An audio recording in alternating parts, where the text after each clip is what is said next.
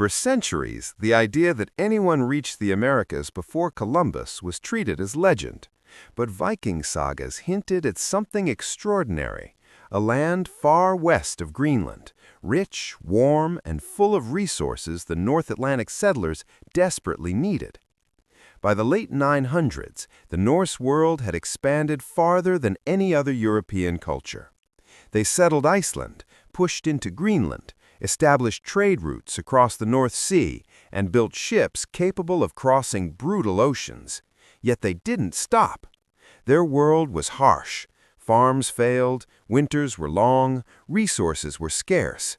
The Vikings had a simple rule: when your homeland can't sustain you, you sail.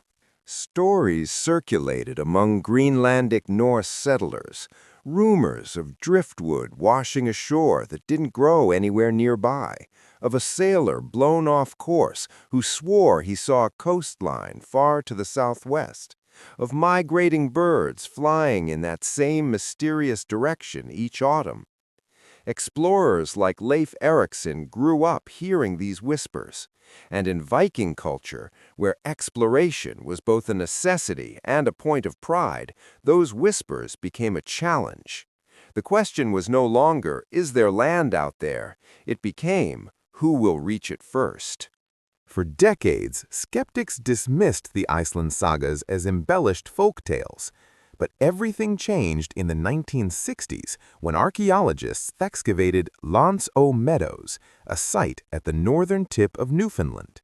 There, beneath layers of soil and grass, they found unmistakable evidence: Norse-style longhouses, Viking iron smelting remains, carved wooden artifacts matching Scandinavian design, bronze and iron objects impossible for indigenous cultures of that region. Radiocarbon dating confirmed, around the year 1000 CE, Vikings were living and working in North America.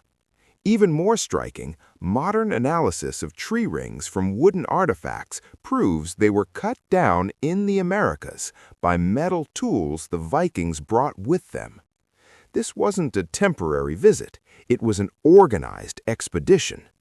The sagas were right.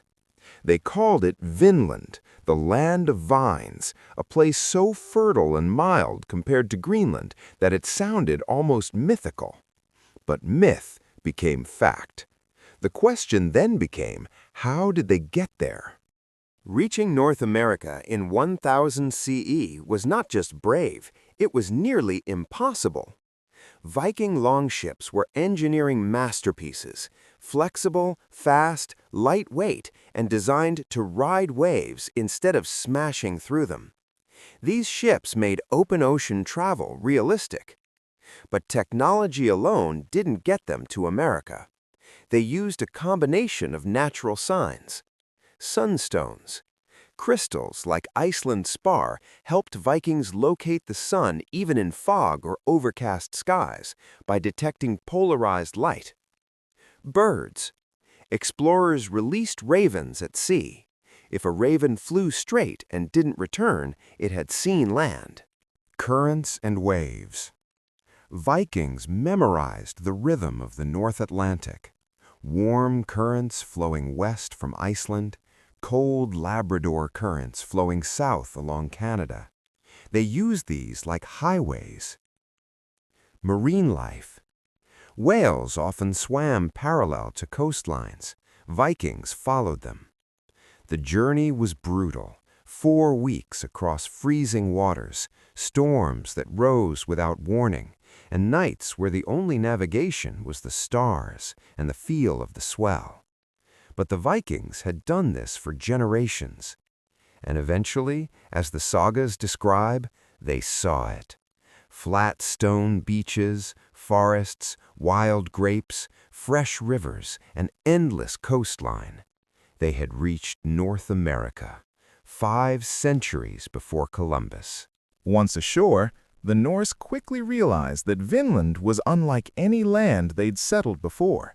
Greenland was barren, cold, and treeless, but Vinland was warm by comparison. Lush forests, rich soil, wild game, and natural resources they desperately lacked back home.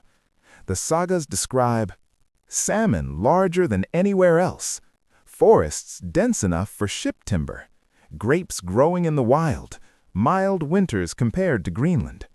At Meadows, archaeologists found evidence of workshops where Vikings repaired ships, smelted iron, and prepared timber to transport back to Greenland. But Vinland was not empty. Archaeological clues and the sagas both confirm that Vikings encountered indigenous peoples almost immediately. They traded, at first, red cloth in exchange for valuable furs, but misunderstandings, fear, and cultural differences would escalate quickly. For now, though, the first Norse settlers experienced something rare, a new land full of opportunity, a place where they believed they might build a future beyond the frozen limits of their old world. At first, contact between the Norse and the indigenous peoples, known in the sagas as Skrælingjar, was cautious but peaceful. The Vikings traded cloth, milk, and metal knives for furs and food. These early exchanges showed that communication, even without shared language, was possible. But the harmony didn't last. The sagas describe a moment when the Norse brought out livestock during a trade meeting. A bull, terrified and unfamiliar to the indigenous people, charged forward and bellowed. The sound sent them into panic. They fled, believing the animal was a threat, and returned days later in force. Archaeological evidence at Meadows shows the Norse presence was brief. There are no signs of a prolonged settlement, large-scale agriculture, or multiple generations living there. This suggests reality matched the sagas. The Vikings realized they were outnumbered.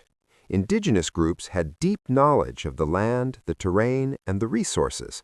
The Norse did not. One saga recounts a sudden attack that killed several Norse explorers, proving the fragile peace had collapsed.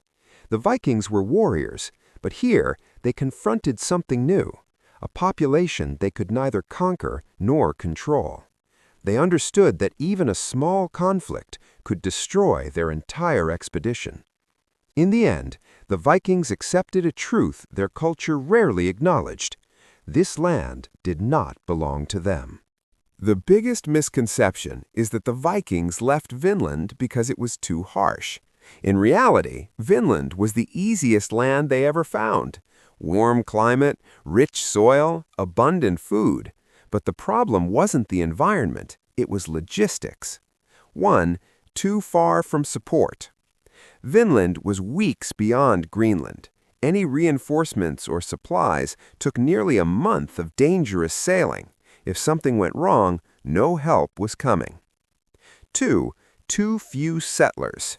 The Norse population in Greenland was tiny, about 3,000 people at its peak.